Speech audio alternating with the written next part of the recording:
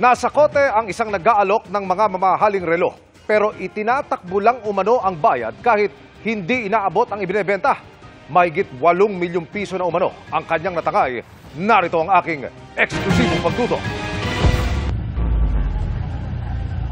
Nagkasa ng entrapment ang CIDG sa kapihang ito sa Quezon City. Wala pang abutan. Dumating na yung target. Hindi nagtagal ang usapan ng complainant na nakaputi at ang target ng operasyon na nakaitim. Bigay na yata yung sobre. Nang iabot sa suspect ang kunwari ibabayad na pera, Nabigay na daw niya. mabilis na inaresto si alias Shobi, 31 anyos. Ikaw ay inaresto namin ha, at reklamo sa'yo. Stapa ha, ikaw ay may karapatang manahimik. Ayon sa CIDG, inireklamo ng hindi lang iisang tao ang suspect dahil sa estafang may kaugnayan sa pagbebenta ng mga bagsak presyong mamahaling relo. Galing sa pasugalan, sa casino, kung saan ito yung mga natatalo sa sugal at siya yung ginagawang middlewoman para maibenta.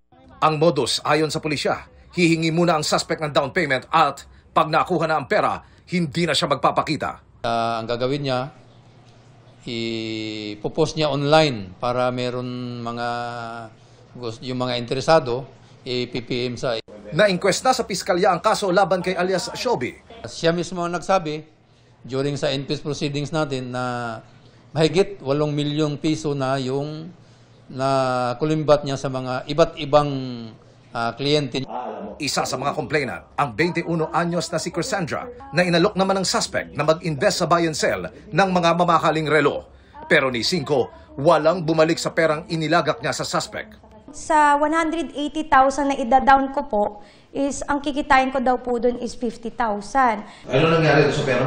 Wala na po. E di, ang ginawa niya po, talagang dinelay niya po ako hanggang sa pumunta na po ako dito sa CIDG. Itong babae na to, may kaya din sila pero itong mismong suspect natin ay lulong sa sugal. Sa katunayan, sabi niya, 2 years ago, nagkaroon din siya ng utang sa isang casino, mahigit 2 milyon.